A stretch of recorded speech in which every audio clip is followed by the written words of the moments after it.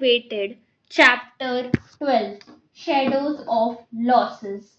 Life had been settling for Niyati in a rhythm, but the city and her happiness was no longer. Her responsibilities never showed. Every morning she was sitting and waking up before sunrise, offering her silent prayers, and every evening after a long day at the office she returned home with the same energy and cheer that spread and inspired her employees. The world saw her as a woman who had conquered heartbreak and built resilience brick by brick. Someone who carried hope like a lantern in the dark. Yet tonight was different. As she opened the door, a wave of worry hit her like anything. Unexpected alarm. She saw something wrong in her house. Early, quiet, as if the walls of the house carried a heavy silence. Her mother lay in bed, pale and shivering, wrapped in a blanket to feel comfortable, but the blanket seemed to be against her the weight of the weakness. Her father sat beside her, holding her hand, her face edged with lines of concern that made him look years older than he was. Niyati's heart clenched as she rushed towards them, feeling tightening around her chest.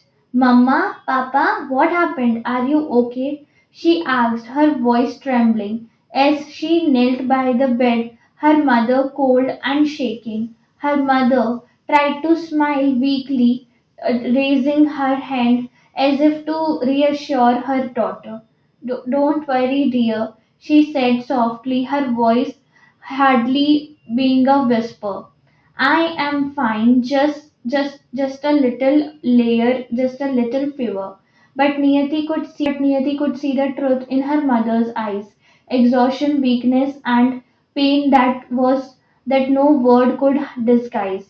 Those eyes, which had always been a reflection of strength and love, now carried the fragility of itself.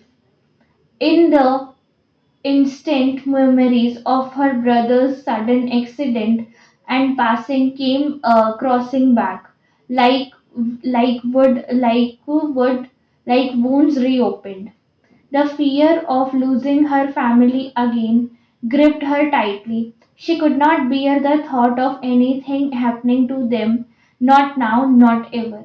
Immediately, Niyati called the family doctor, her voice urgent and urgent and communicating and commanding. Within minutes, she was arranging everything, refusing to let her fear paralyze her. She insisted on hospital care, leaving no room for her hesitation. Her mother was admitted to for dengue, but complications went critical, across making treatment difficult. The hospital corridors became Niyati's second home. She stayed by her mother's side by side, day and night, monitoring every symptom, reminding her to drink water, coaxing her to eat, wiping her forehead, and whispering prayers under her breath. Her heart battled between hope and dread with every flicker of the monitor screen. Each passing day brought anxiety, sleepless night, and growing helplessness. But Niyati never left her side. Never she held her father's hand whenever he faltered, becoming both a pillar for him and a daughter. Despite all efforts, fate had other plans. After a week of treatment, her mother's death declared deteriorated everything. Machines beeped steadily, but life had other plans. Life seemed to slip away with each labored moment, breath. Niyati held her hand tightly, pressing her forehead against it.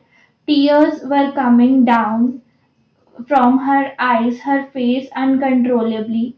Her father wept silently beside her, the man who once stood like a mountain, now broken into fragments. The doctor's word, came gently but piercing the fragile bubble of hope. Her mother could not be saved. The hospital room seemed to collapse around her. The bright white walls felt suffocating. The fluorescent light suddenly became harsh, too cruel. Niyati's heart shattered into pieces, her world tilting on the axis once more. The girl who had survived loss before now faced the unbearable weight of losing her mother. The warmth of guidance and unconditional love that had been her care, her safe haven was gone.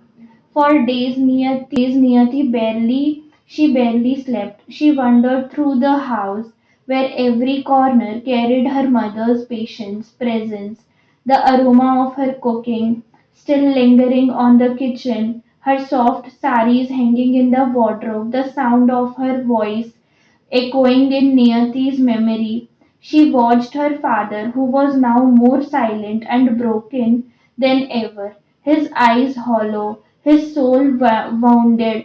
She felt the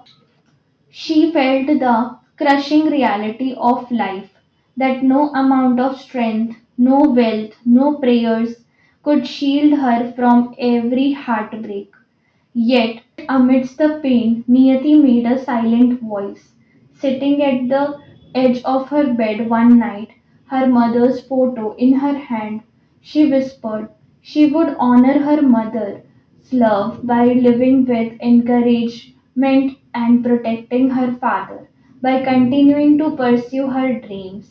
She promised her to transform her grief into strength to carry forward the values her mother had instilled: kindness, patience, and resilience. Her mother's death felt like a void that could never be filled, but it also ignited a new kind of resilience.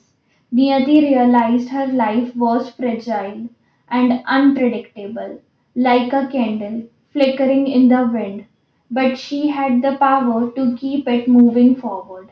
She would grieve, she would ache, but she would also rise, because that's what her mother wanted for her daughter, to be strong, determined, and unyielding in the face of adversity. By the by the time she left the hospital, Niyati's face was wet with tears, her steps heavy with sorrow, yet somewhere deep inside a quiet fire burned, a flame of promise to herself, to her father, to her mother's memory. She would continue to fight, she would continue to light, to live, to shine, and no matter what and how dark the shadows of loss grew around her. If you like this story, please do like, share, and subscribe my channel. If you want your story to be heard in our voice, please do share your story in the comment box. Thank you.